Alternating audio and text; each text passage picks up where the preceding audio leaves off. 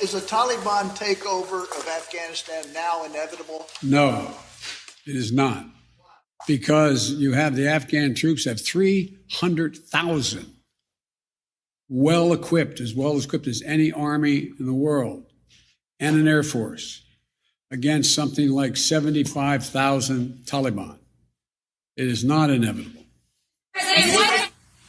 Mr. President, thank you very much. Your own intelligence community has assessed that the Afghan government will likely collapse. That is not true. Can you please clarify what they have told you about whether that will happen or not? That is not true. They did not reach that conclusion. What is the level of confidence that they have that it will not collapse? The Afghan government and leadership has to come together. They clearly have the capacity to sustain the government in place. There's going to be no circumstance where you see people being lifted off the roof of a embassy of the United States from Afghanistan. It is not at all comfortable. So the question now is, where do they go from here? That the jury is still out. But the likelihood there's going to be the Taliban overrunning everything and owning the whole country is highly unlikely. So what's happened? Afghanistan political leaders gave up and fled the country. The Afghan military collapsed, sometime without trying to fight. If anything, the developments of the past week reinforced that ending U.S. military involvement in Afghanistan now was the right decision. American troops cannot and should not be fighting in a war and dying in a war that Afghan forces are not willing to fight for themselves. We spent over $1 trillion. We trained and equipped an Afghan military force with some 300,000 strong, incredibly well equipped. A force larger in size than the militaries of many of our NATO allies. We gave them every tool they could need. We paid their salaries, provided for the maintenance of their air force. Something the Taliban doesn't have. Taliban does not have an air force. We provided close air support.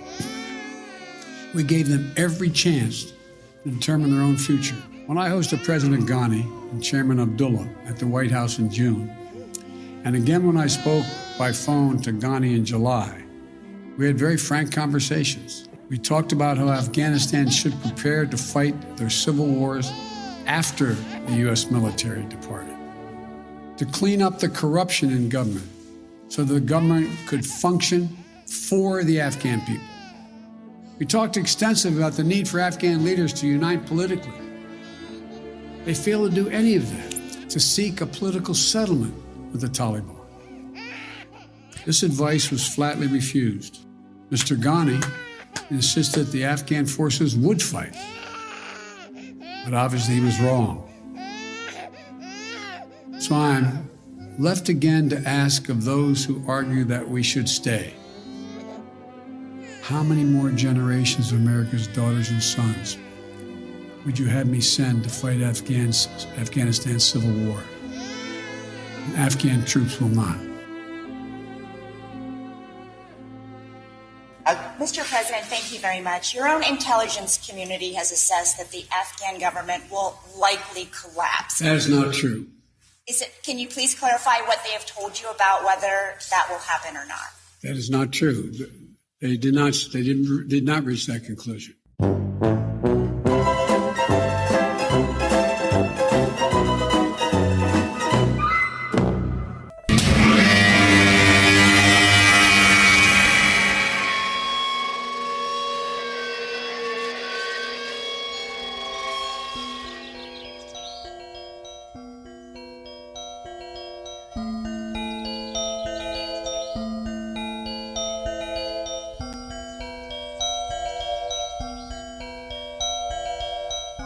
He walked out in the gray light and stood, and he saw for a brief moment the absolute truth of the world. The cold, relentless circling of the intestate earth. Darkness implacable. The blind dogs of the sun in their running. The crushing black vacuum of the universe. and some were 200 animals trembling like ground foxes in their cover. Borrowed time and borrowed world and borrowed eyes with which to sorrow it.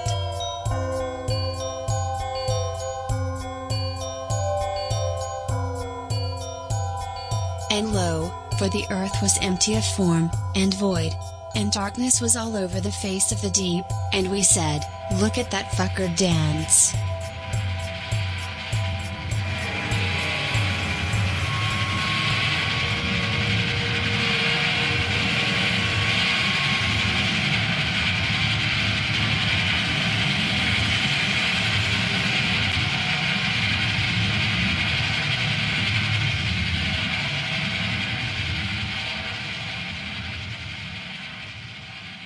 You are listening to NPR's Heat Death of the Universe. From Seoul, South Korea, it's 12:17 p.m. on August 18th, 2021, year of our Lord. Yes, just to be clear, we are the same NPR that reports on young 20-somethings who got their degree in business and accounting being upset that they only make entry-level $100,000 a year, which was the big headline from NPR not too long ago. Same very one. We also stand in solidarity with those who make $100,000 a year and think it's not enough. Yeah, year of our Lord that. Cicadas are out in full force. Have you noticed? Love them. I have. If you go walking at night, you can just find them everywhere. I kind of like that I just hear them and rarely actually see them. I like to find their discarded shells and make necklaces out of them. Molted cicada skins. Some people collect ears. Some people collect those. Well, speaking of ear necklaces, American wars, failed American wars. We're talking Afghanistan, folks. Probably like a lot of the media, and we're a member of the media, aren't we? Technically, I'm not so sure. I mean, we mediate. Anyway, we are in the NPR, so you know. Oh right, I forgot. National Public Radio, baby. I'd rather pay for myself with taxes than to pay for Black Hawk helicopters personally, but you know, that's just a me thing.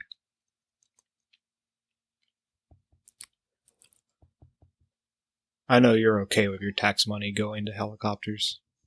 So, you say we've been in war, but what if I said it's just been a police action the whole time? I would say, elaborate, sir.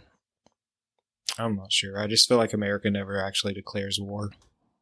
We don't. We haven't declared war since 1940, I believe. But pay no mind, doesn't matter. Yeah, I mean, what is there to say? There's chaos in Afghanistan. I mean, the chaos never really stopped. It's just now people are turning their eyes towards it. And I guess it's exacerbated and it's historic in a way because it's all based around the U.S. pulling out troops. Although it's not as if every troop is gone yet. And I guess the one thing I'm not we just sort of assumed when we talked about this plan happening before that it would be kind of similar to what Obama did with Iraq. And that technically there'd still be thousands of troops, but they'd be in some sort of quote unquote combat capacity, or we'd still have hundreds of thousands of contractors there who shoot people and basically carry out the same functions as the military. And I think some of that is happening, but I think it's, from what I can tell, it seems like less than I expected, at least for the time being.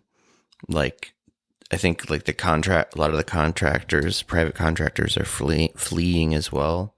Yeah, I think so too. But I don't know. I don't have my mind completely made up about everything about this, but I mean, I've wanted the war to end for 20 years now, personally. I mean, maybe not like this, but the Biden administration bungled the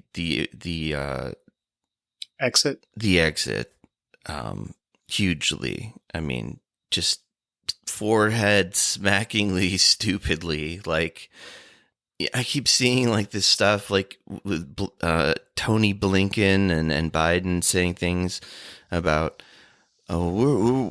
we got 2,000 refugees out of there, Jack. And it's like there's something like 68,000 people that are trying to get refugee status, trying to leave the country, and we're just completely throwing them to the wolves, whatever, so to speak. I mean, I think that's. I mean, there's so many dark components to all of this.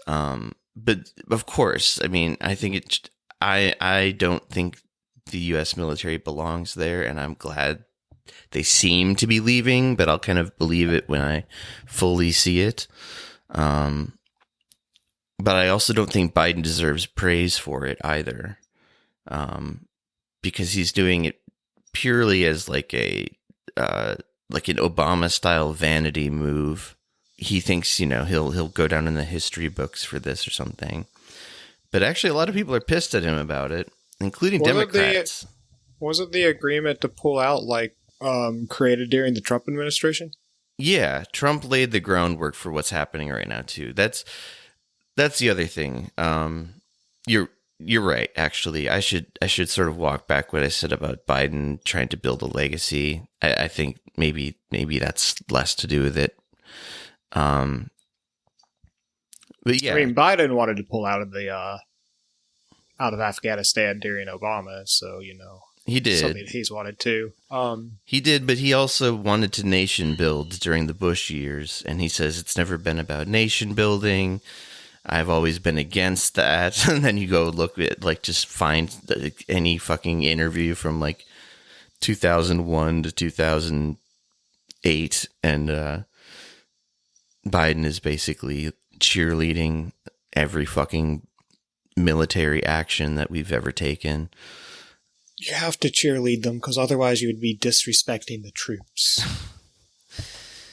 Yeah.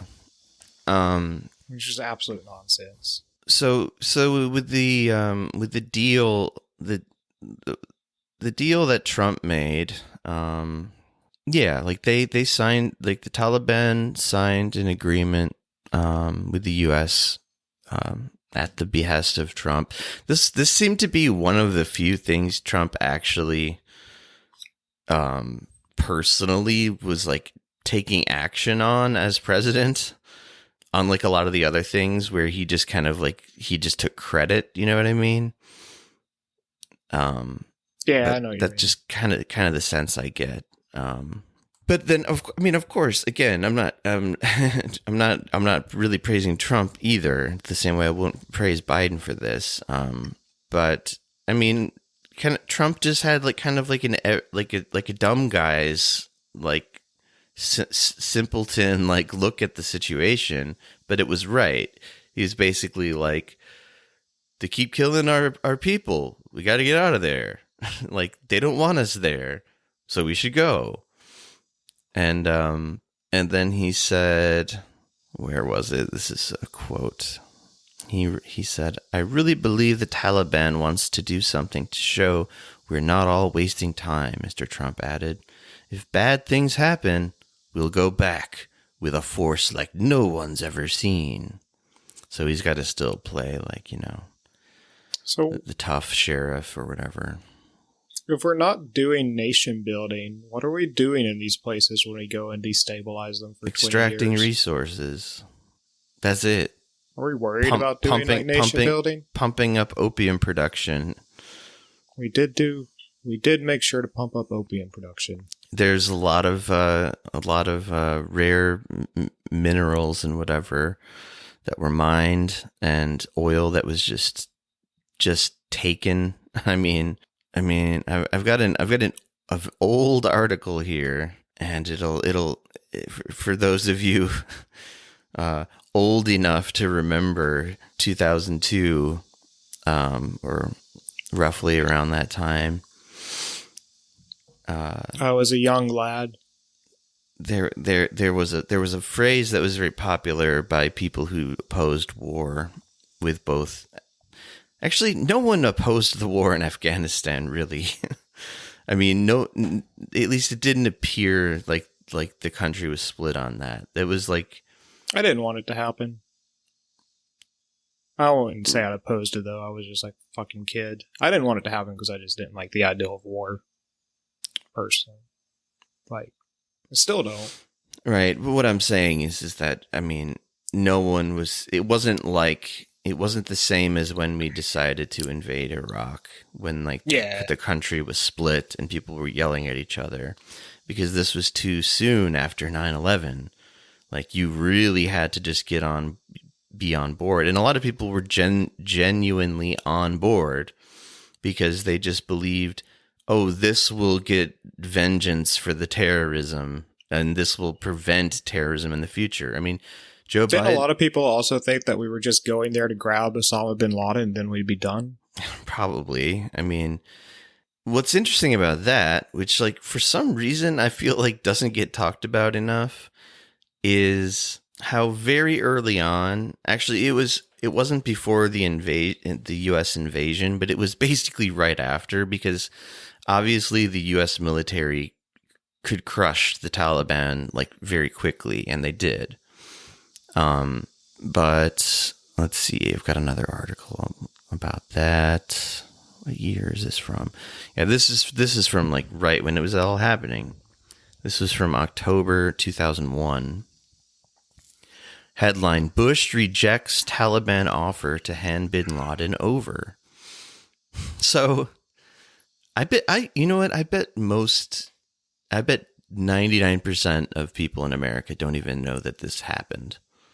I mean, I'm reading this from a British newspaper news website. I didn't know it happened.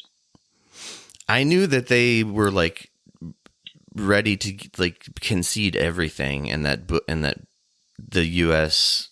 military and government were just like wanted to just roll over the whole country and quote unquote nation build, which I think we can just use the term nation build as like a euphemism for raiding the resources of the country, or using the country as a strategic military location. I mean, I think the invasion of Afghanistan was also just the logical stepping stone into Iraq as well.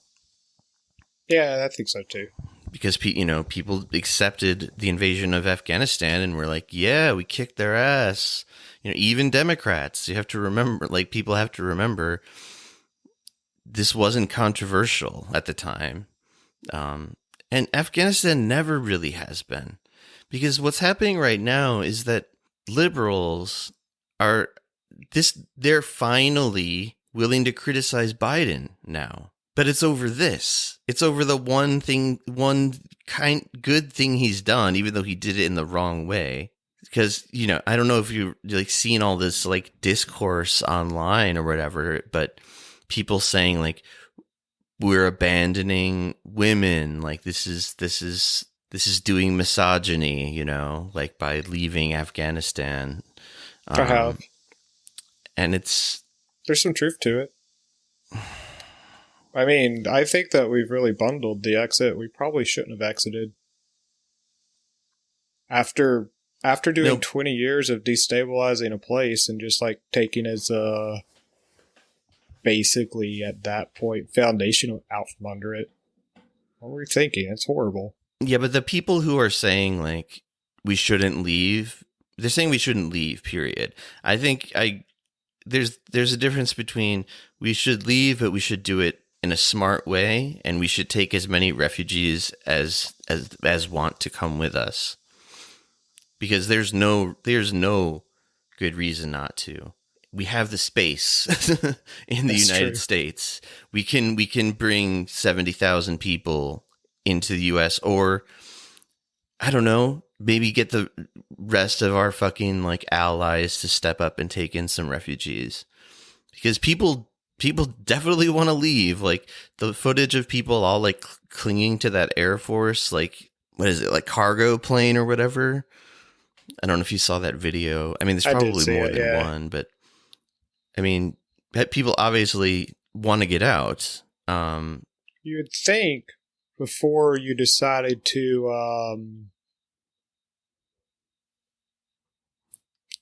I don't know, change things up. That's what we're doing right now. We change things up. We're just like, we're done. We're going home now. You'd think they would actually plan for the aftermath in this type of situation, which I think where the big problems are coming from is there was no plan for like, well, what's going to happen to all the fucking people that stay? And like, I saw Biden put it on like the Afghanistan soldiers being like, well, why didn't they stand up to the Taliban more? But the U.S. intelligence had to know that they weren't enough to stand up to the Taliban on their own. Yeah, I mean, Biden was just lying to people about that kind of thing.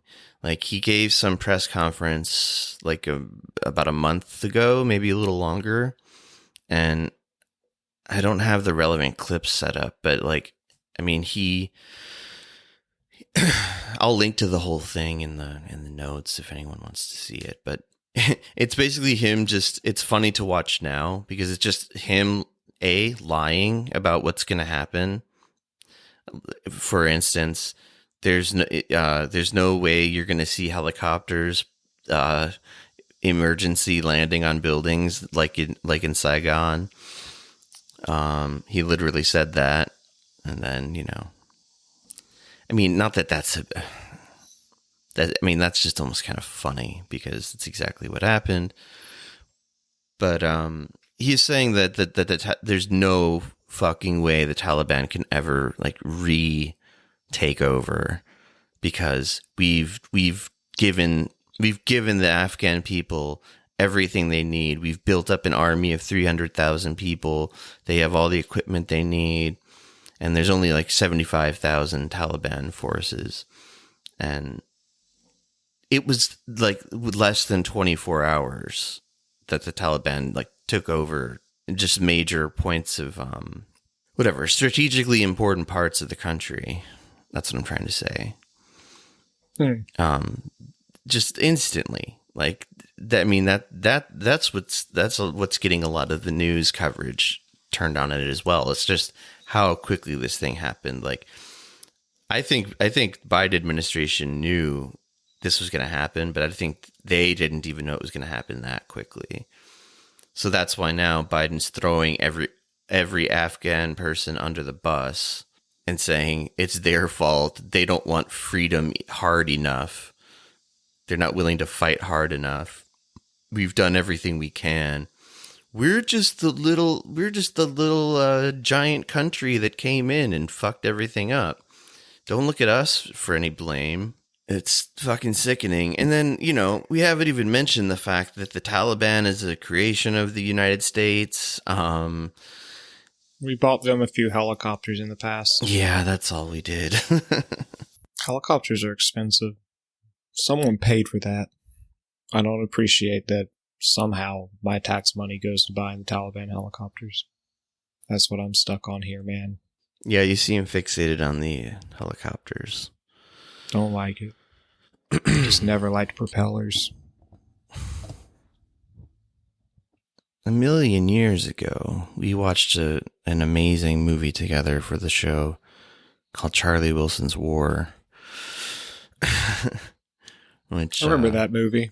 Great Aaron Sorkin movie. Yeah, Aaron Sorkin kind of forgot to mention that we invented the Taliban. in that movie.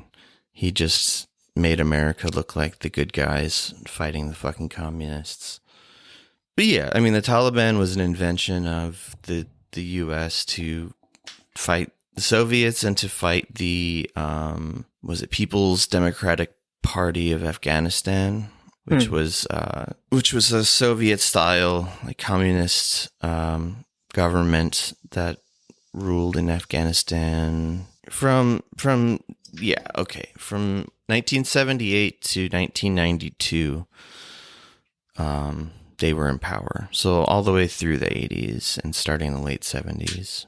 And should throw in the fact that, you know, it wasn't the Reagan Revolution that started this part of the Cold War. This was humble peanut farmer Carter who started all this shit. And yeah, it's just the same fucking story as like so many other entanglements of the U.S. around the world.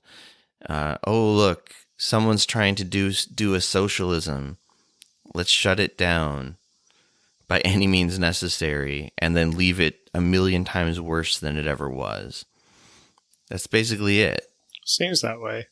And I mean, to be fair, like this communist government was very severe but it was also broken into factions, and there was one faction that wanted to have like a more gradual socialist approach, and then the other faction wanted to just like instantly, like in the style of, say, Stalin, just kind of strong arm and like with authoritarianism build up this communist socioeconomic system. And it didn't work.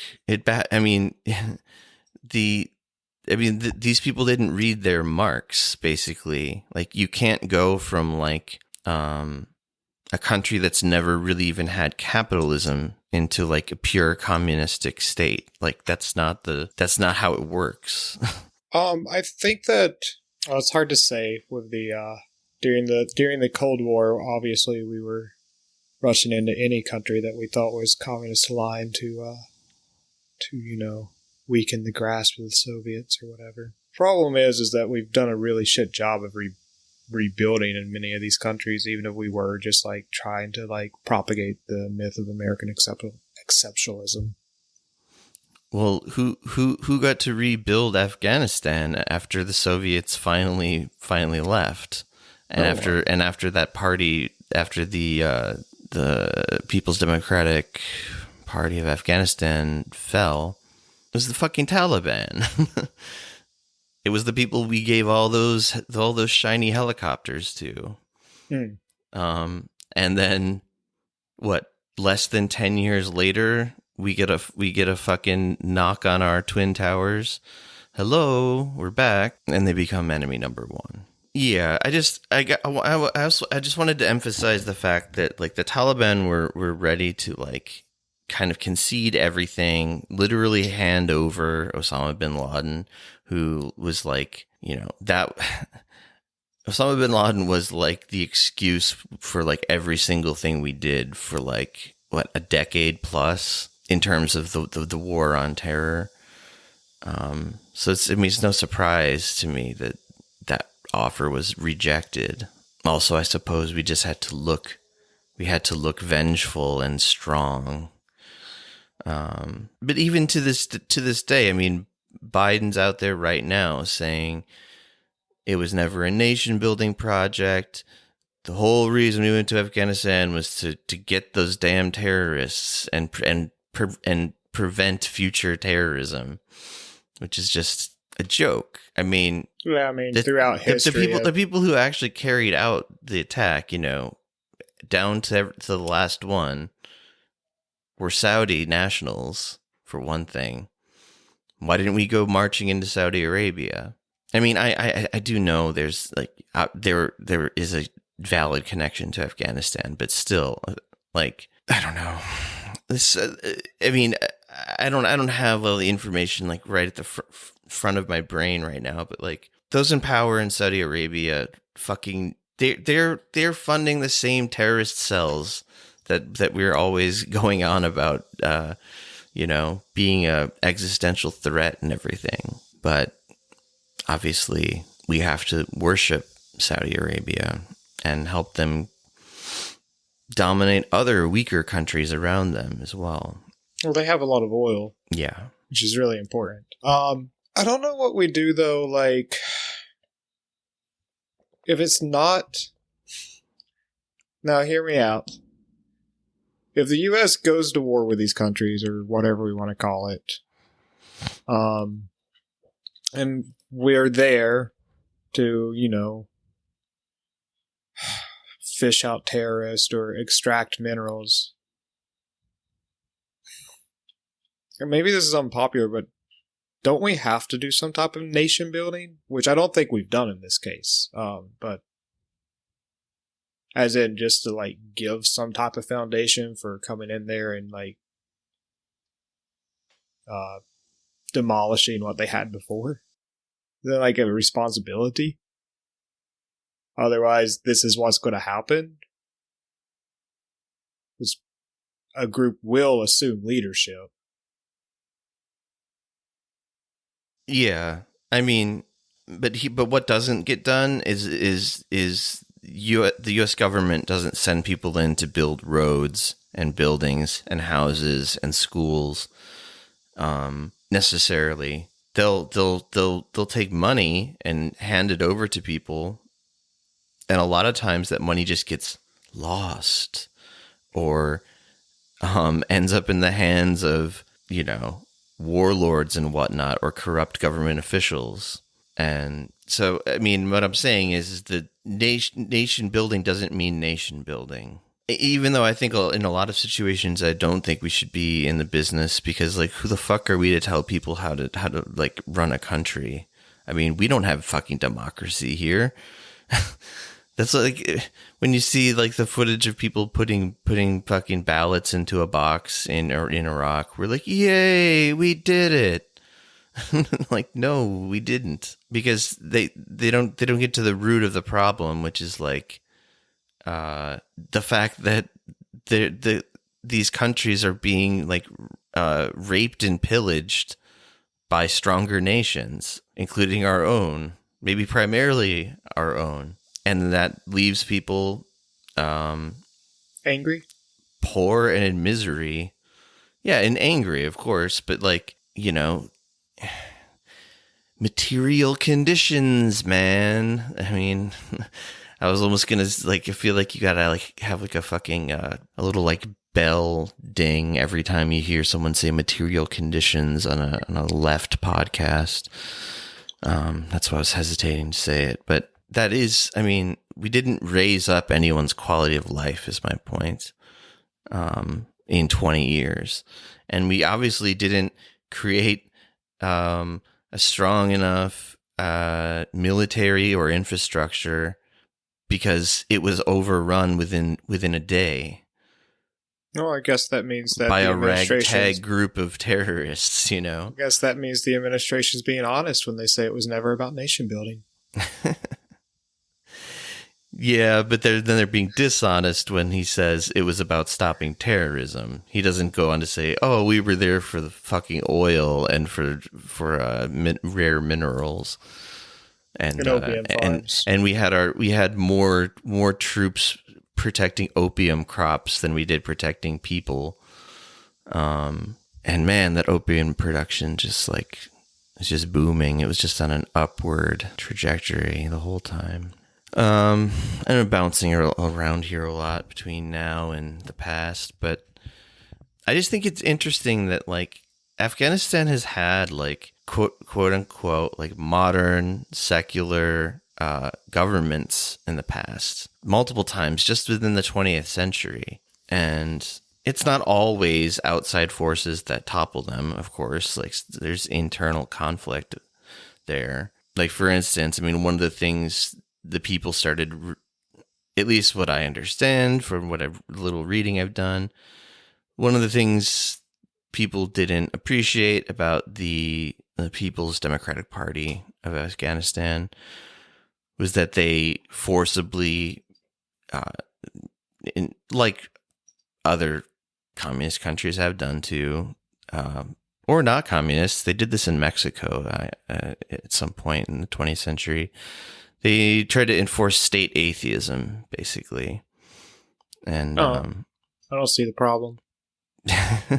and people didn't appreciate that. And also, it's like bound to backfire. You know, I also just, it's just. I actually do see the problem. I think that, like, even though I am not very spiritual, I do think it's bad to tell other people they can't be spiritual.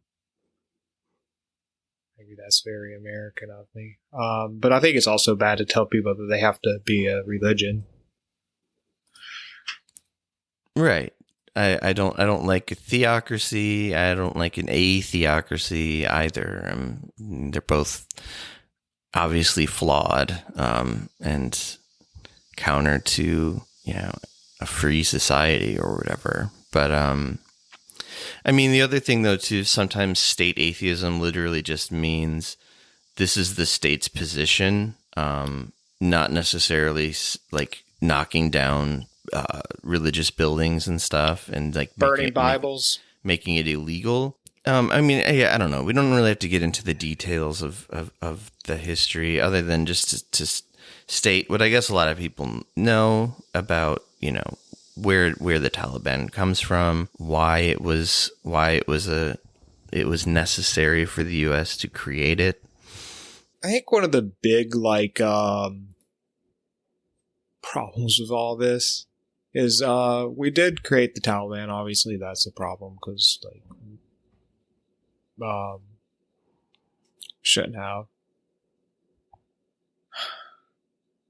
But when we invaded Afghanistan, we invaded it under the guise of, you know, I really thought it was fishing out Osama bin Laden, and we could have done that. We just decided to stay there. And stay there. And stay there. And that's the gross part of it to me. And then when we finally do leave, we've like ravished it so much that I don't know, like there's no fucking way to like get out of these type of situations cleanly. I don't fucking know. It's like I always get like really frustrated with this type of stuff because, like, to me personally, it's hard to imagine sitting around and even wanting this shit, like, in the first place. Like, not just like America invading countries, but just like I sound like a fucking hippie. Just war in general. Like, I'm just like, why the fuck do humans do this? And it's all just like greed, right? Like, at the end of the day, it's like the root cause is greed. Being like, we want this, we're mad you have it. Right? Or you did something to us, so now we have to protect our assets. I just wish everyone could be fucking lazy like I am. And just not angry about shit. Why is everyone going to be so fucking angry? And then it's like, just fucked that, like, I think, like, right when we went into Afghanistan in 2001, Afghanistan, or the Taliban actually offered to surrender almost instantly, but we, like, refused the surrender. Sorry for that clap. There was a mosquito buzzing right in front of my face, and I had to do something about it.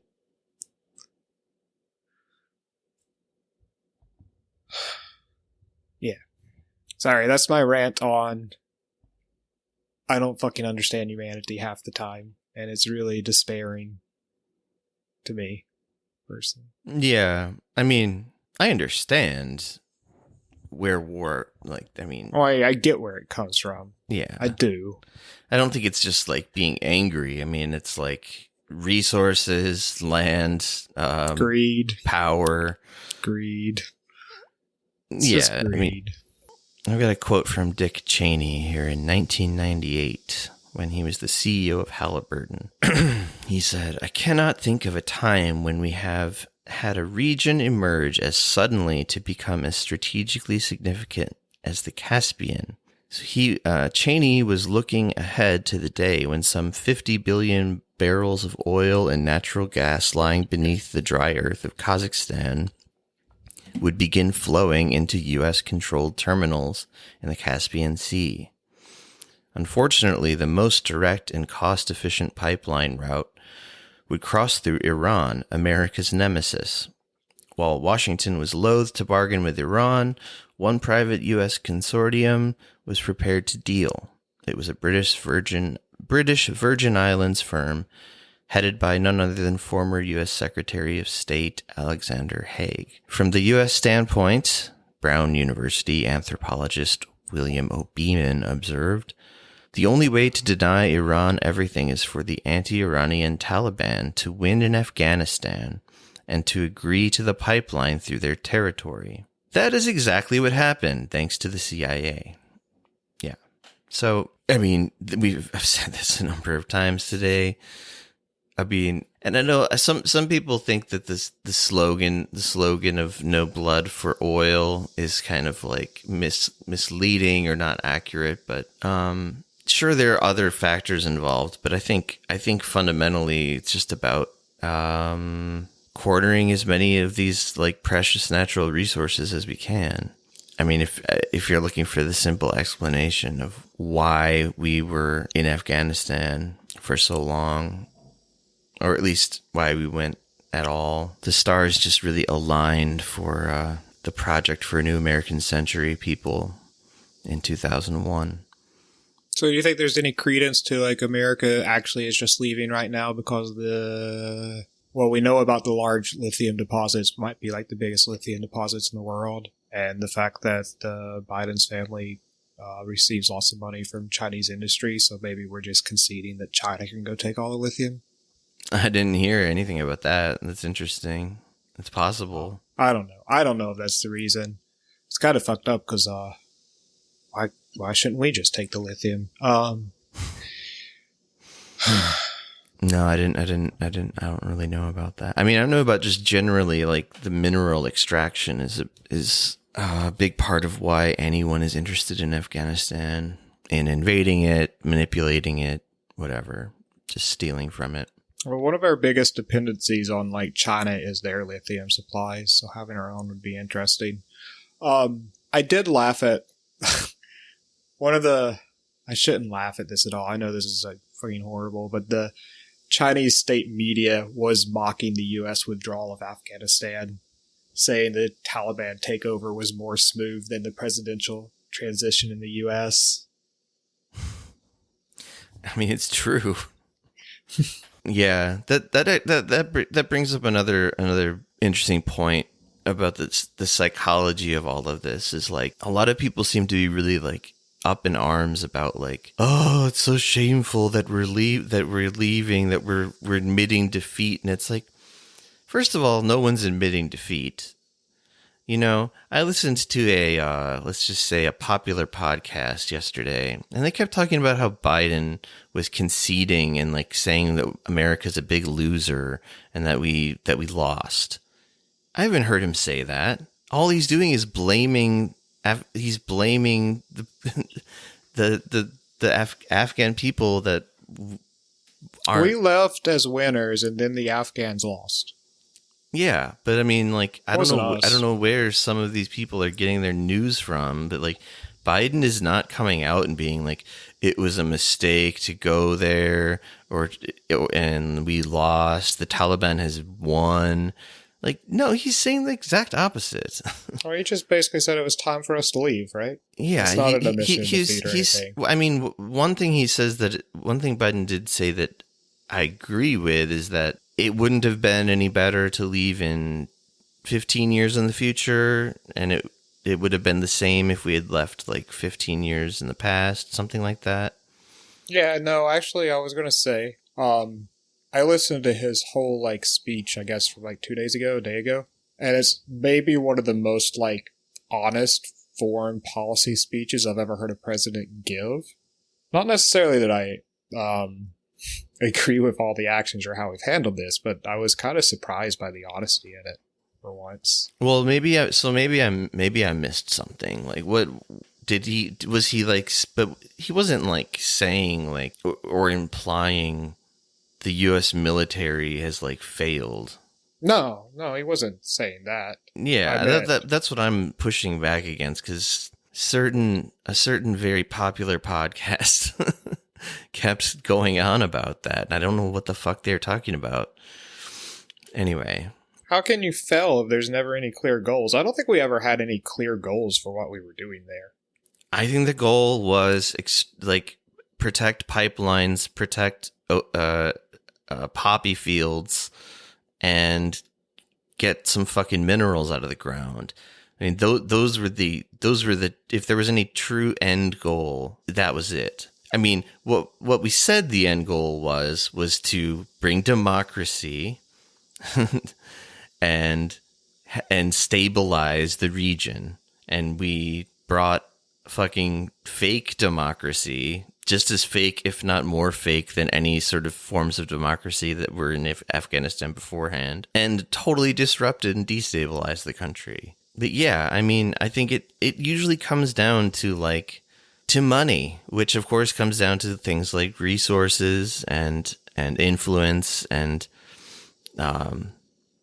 strategic locations and so on. I mean, I think it should go without saying that there was nothing humanitarian about the mission, which is what people, that was the propaganda line forever. I mean, that was what Bush talked about all the time.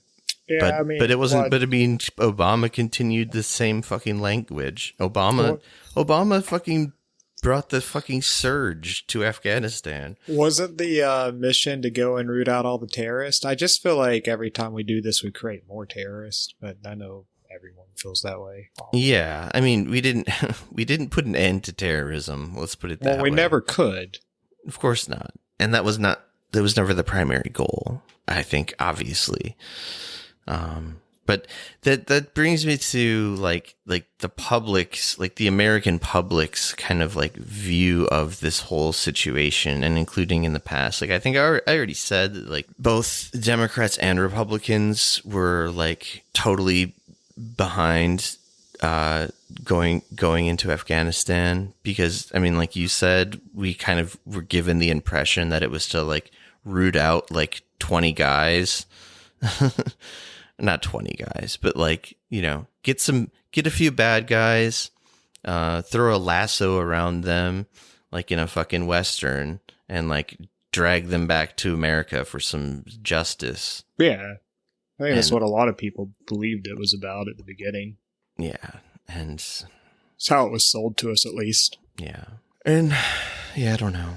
I'm finding myself just repeating myself now, but I feel like what was really at the forefront of everyone's mind in the Bush administration at the time, let's say equally alongside like the bonus fact that taking control of Afghanistan would allow us to get our hands on a lot of oil. Like the Cheney quote I just read, 50 billion barrels that we couldn't get to otherwise, unless the Taliban fell in Afghanistan. But mainly, I feel like it was just all like, I mean, it's a fact that people in the administration had been talking about invading Iraq forever.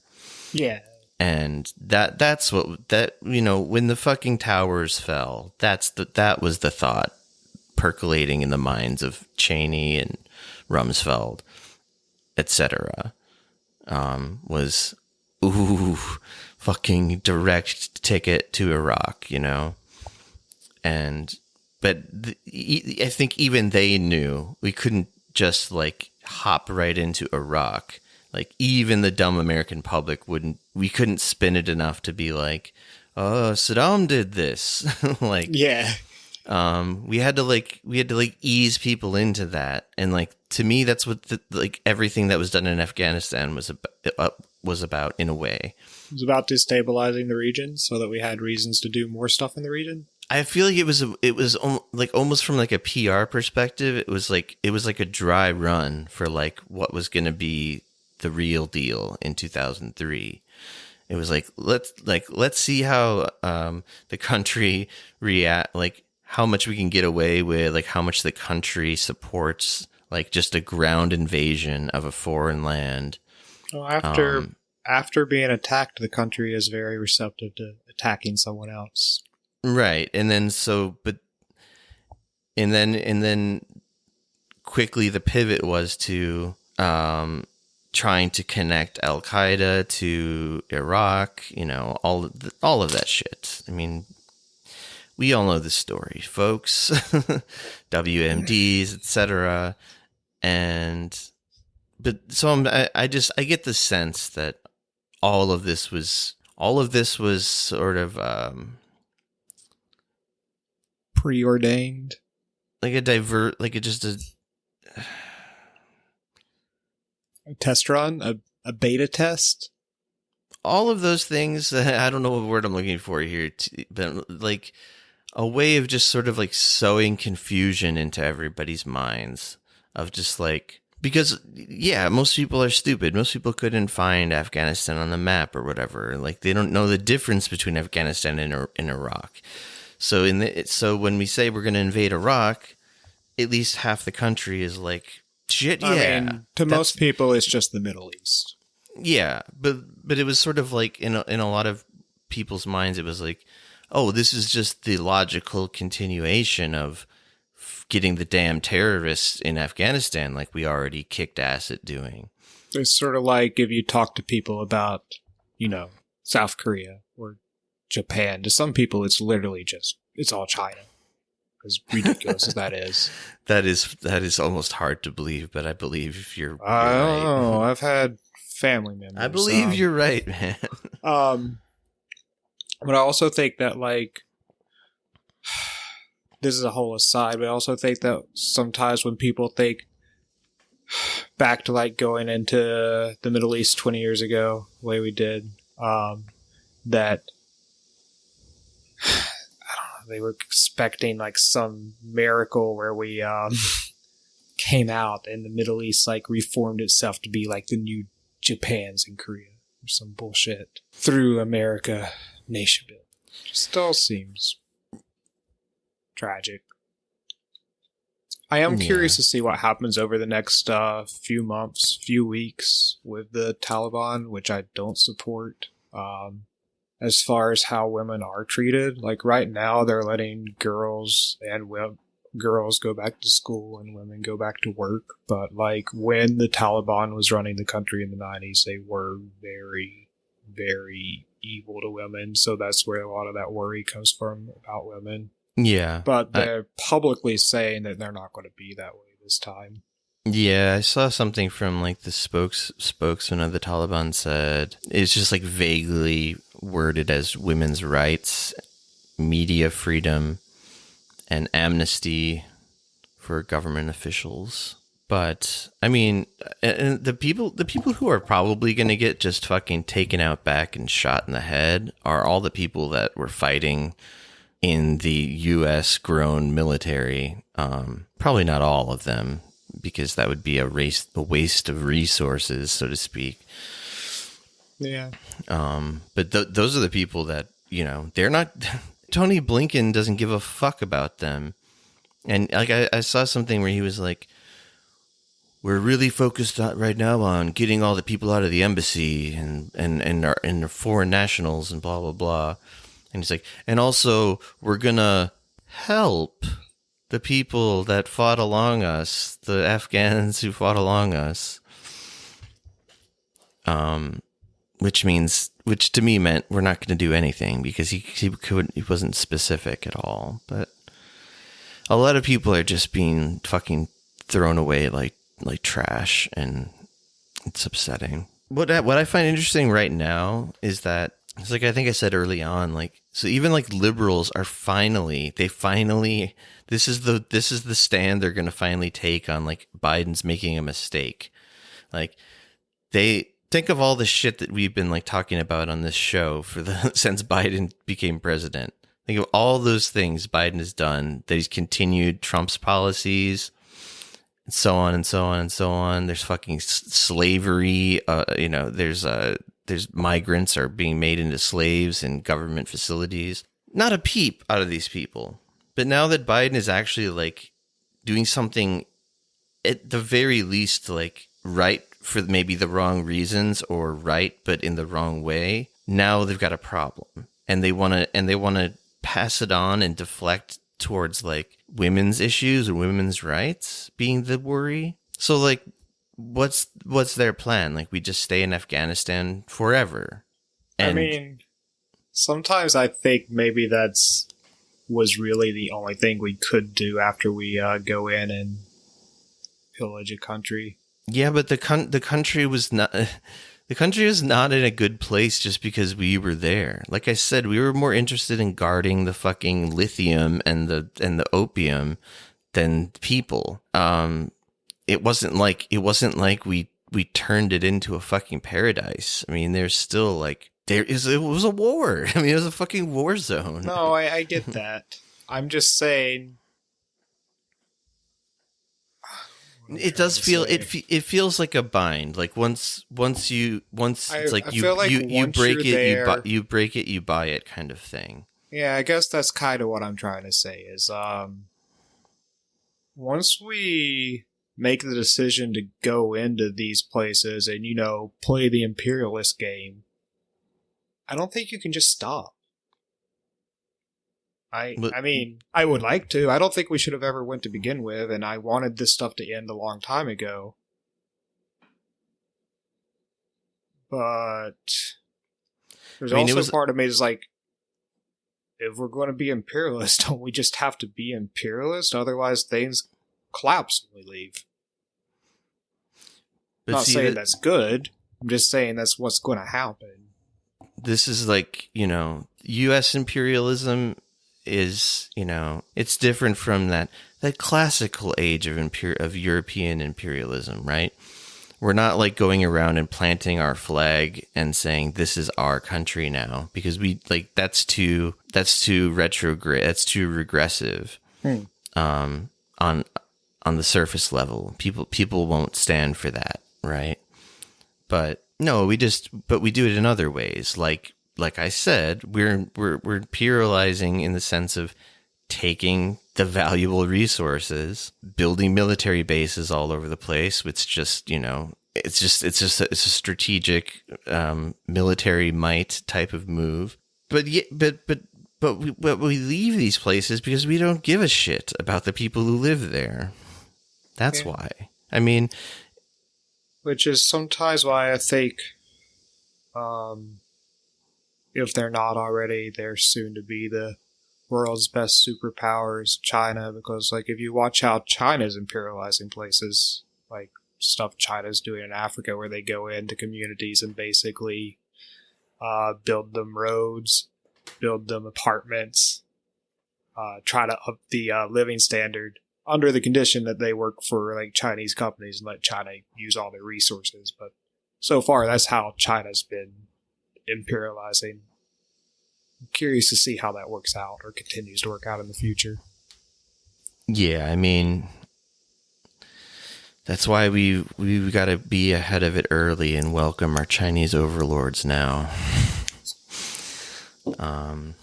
It's weird because I wanted us to pull out of Afghanistan for years, and it's just it doesn't such a feel like mess. a win. No, it's just a mess, and it was going to be. I guess that thing Biden said about it was going to be a mess if we pulled out 15 years ago or 15 years from now is true. Yeah. If only he would be honest about the reason we were there in the first place. But yeah, I guess we can only ask so much of old Joe. No one's ever going to be honest about that. Yeah, I know. Well, actually, I mean, the only person who would be honest about something like that is like Trump, but he would be doing it because he's like, he has no fucking filter, and he's not and he wouldn't be condemning it. He'd be like, yeah, we took the oil. It was great. I mean, I think I remember him actually saying shit like that at rallies. He was like, we should go into that country and take their oil. And there's like the crowd goes wild. Anyway, I mean, I kept getting sidetracked, but I think the main point I wanted to make about how, so like liberals are basically saying that we should stay, we shouldn't leave Afghanistan, and conservatives likewise think we shouldn't have left, of course. Because they're seeing it as this like humiliating defeat of our military or something. But the two groups are basically just still propping up an imperialist mission for different reasons. But I don't know. It's like, it's been kind of funny watching people's reaction to this, because it's like they can't, I mean, especially liberals, because they can't quite get their facts straight or like figure out what like you can see them like trying to figure out like, how am I supposed to feel about this? Someone tell me what I'm supposed to think. And like, they've kind of just settled on, I mean, I don't know if you saw, like Marianne Williamson even is like saying like, we shouldn't be leaving because we need to protect the women there. And a lot of people are kind of jumping down her throat about that. I mean, I'm torn on it, which I feel like I've expressed some during the episode.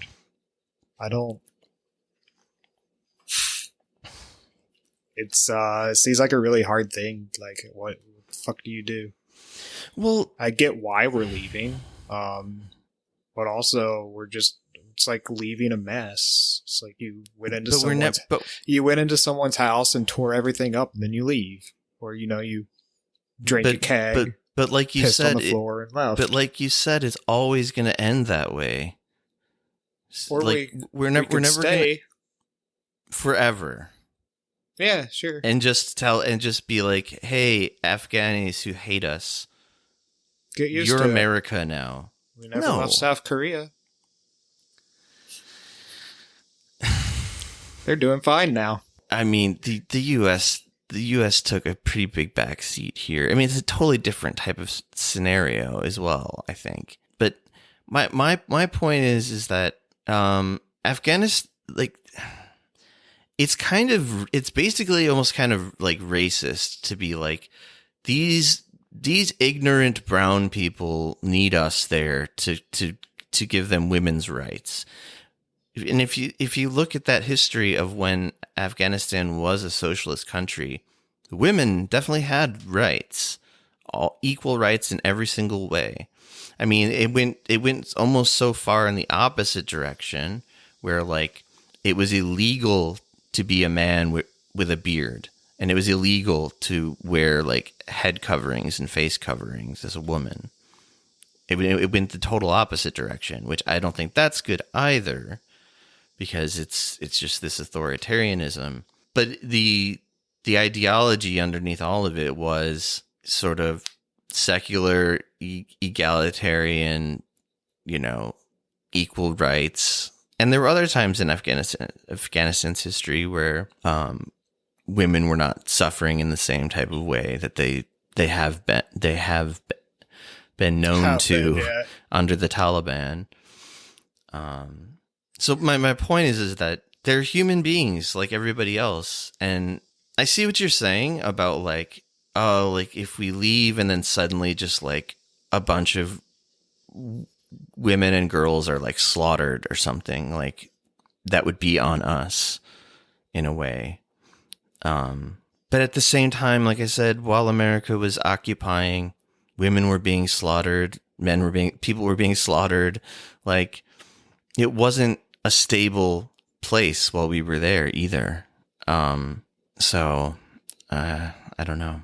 Yeah, I mean, I'm not sure about it either. Curious to see what happens. I wish them the best. I would not be surprised though if we're not back there in like 2 months. To be quite honest. Maybe. I also think people are just gonna. I think that like U.S. public is gonna move on. It's also very possible. We basically forgot about Afghanistan for 20 years anyway. So, like, I mean, the only reason it's in everybody's fucking timelines right now is because, like, this tremendously fast reinstatement of the Taliban happened. I don't know. I mean, I'm with you though on, like, we'll see. You know, I'm not really going to be in the business of predicting what's going to happen there. I just think no one's really coming out on top here, in any sense. Although I think ultimately it's the right thing to do to leave, militarily, but that doesn't mean, like, humanitarian efforts have to stop either. But I think they will. And I think they actually never were really there to any significant degree in the first place. That's the other thing. With us leaving and the Taliban taking over, we could take, like, the worst route for Afghanistan, which is where we actually start to sanction any aid as long as they're in power. Then the people really do get, like, crushed by us leaving. And that's actually my worry, is that we're going to sanction any type of aid they might get, to say, no, we don't like this leadership. We don't agree with it. As long as this leadership's here, your people starve. We don't like this leadership of this group of people we created in 1978, and who we kicked the shit out of in 2001, and who we gave the country back to in 2021. So now we're going to help starve the populace as well. Jesus Christ. Yeah. And that's one of the possibilities. It's actually a very likely one. Nothing will surprise me. I mean, man, I'm usually the super dark one. And I didn't even think of that. I mean, that's what we've done to other places. Oh, I know. I mean, look at our neighbors at the north.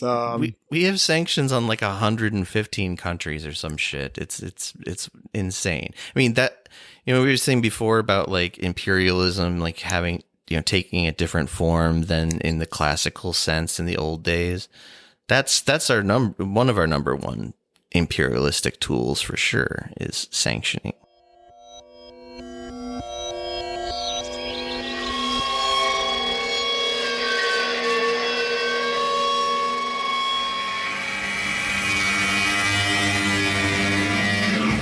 Let's do general recommendations.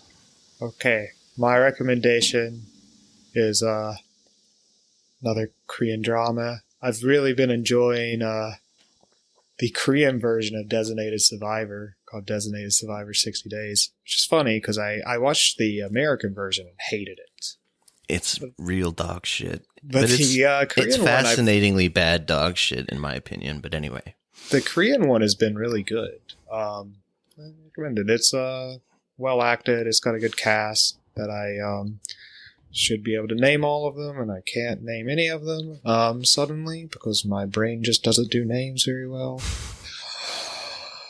Is it the same? Is the same basic premise from at the beginning though? Oh yeah, basically the way this one starts is it basically opens with the National Assembly being blown up, and then like a guy who is like way down on the totem pole becoming president of Korea, because basically all the politicians die, including the president, and he was like a first term senator, councilman, minister. They call them ministers here. That's the word I'm looking for.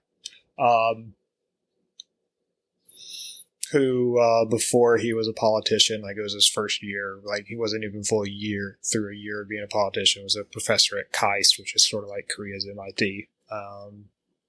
And he was the guy in charge of environmental stuff, and I guess he was getting shit at the beginning of the show because he was really worried about the fine dust levels. But trying to fix the fine dust levels would lose Korea money. So he was getting shit from his colleagues about wanting to lose money.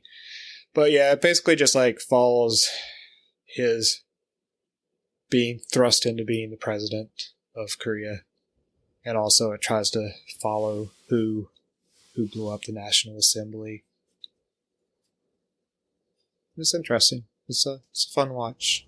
Like maybe I find it less annoying because like watching the US version was like having to watch, I guess, a liberal fantasy. But watching the Korean version, where I'm not Korean and I'm not as familiar with the government, I'm like, oh, this is really interesting. It's possible. I don't know how to explain it, like, but I like it. I recommend it. Cool. I'm sort of curious to see how it stands up next to the that horrible American show version. It's a lot less. It seems to be a lot less preachy. Okay. A lot less finding middle ground in it. So I felt like the American version. I don't think I watched all of the American one. I watched some of it. I felt like it was all about just finding the middle ground between Republicans and Democrats constantly. It was. I think I said it before on the podcast when we talked about Designated Survivor. With BDS actually way back in episode, 30 something. Yeah. That it's like it seems like a parody of Aaron Sorkin almost, but it's not. It's like earnest. Cause it's like, even, I don't know. Yeah. It's ridiculous liberal fantasy. When I was watching it with Haywan, and I just kept laughing hysterically, like every time the president did anything, and I would just call him President Perfect, because his whole thing is just like every decision he made was like the perfect calculated middle ground decision, but he's also supposed to be like a principled liberal at the same time. Anyway, watch the Korean one, not the American one, folks. I'll recommend a movie, an A24 movie that it got delayed by COVID, I think, a bit, but it's out now. I think it's been out for a little while now, but called Saint Maud. It's a psychological horror film. It's like I think it's a directorial debut and by someone named Rose Glass. It's about this this hospice nurse named Maud. She's like a young woman, and she becomes extremely Catholically religious, and it becomes this kind of thing of where you can't tell how much of her thoughts and behavior are fueled by like maybe genuine mental illness, or if she's having real like spiritual experiences, because the film leaves it kind of murky as to what's really going on in a way. But it's good. It's got some good like tension and drama, and the actress, who I've never seen before, was quite good as well in the lead role. And yeah, it's it's technically a horror film, but yeah, I don't know. It's not super scary. Yeah. It's more just like interesting and intense. I would call it more like a suspense movie than a horror film. But anyway, that's that. So you got to get going to the Zoom mines. It's true. I got to start teaching real soon. Before that, I have to do a worksheet. We have a work camp or something. Gotta come up work with a camp sounds like work camp. Gotta go meet up with my other brethren, and you gotta go to the gulag, and we gotta pretend that we're students and sit through each other's lesson plans. Oh man, I don't envy you there. I remember doing stuff kind of like that. Yeah, gotta look forward to it. But that's part of, getting my sustenance. Yeah, and there's some perks to your job as well. So It's true. but we'll let the listeners figure out what those perks might be and write us at our email, which is heatdeathoftheuniversepodcast@gmail.com, or DM us on Twitter at heatdeathpod, or visit our website, heatdeathpod.com. And I just wanted to quickly Shout out the Brits, man. Oh, well, no, I wasn't going to do that, but sure.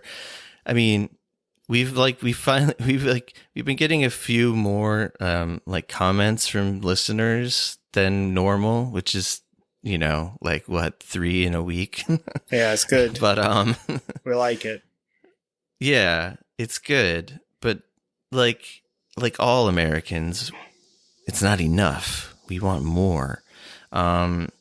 No, seriously though, folks, send us your thoughts, your feelings, your writings, experiences you've had, rants about the state of the world, or what is it like at your place of employment? How is the plague in your neck of the woods? I know most of our listeners are in the U.S., I guess, but we do seem to have some people in like Europe and elsewhere. So we're always interested to hear those perspectives too. Can be anything. Send us your short stories. Send us your poetry. Send us your dream journal entries. Haven't had any interesting dreams lately? Make some up.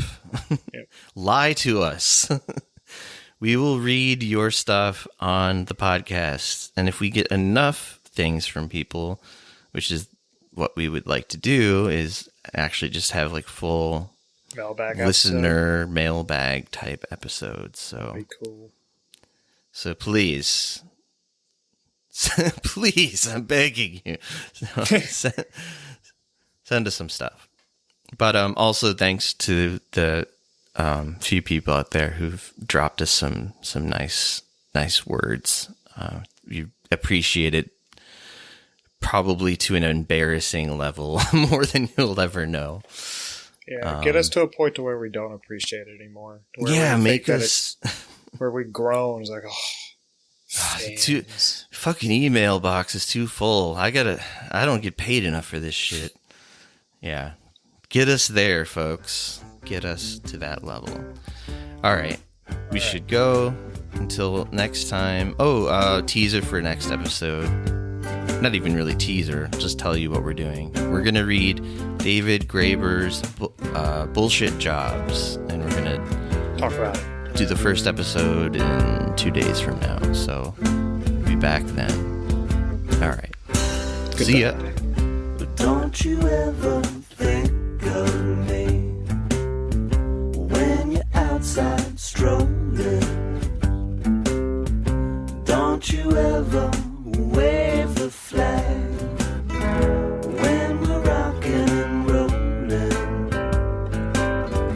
Don't shit when you eat, my friend. Who said it was hard to climb a peak that you can't see? I'll tell you it's an easy thing when it's you and me. But don't shit when you eat, my friend. A little food and drink, nothing too fancy. Lamb veal and some good old wine. This is the life for me. But don't shit when you eat, my friend.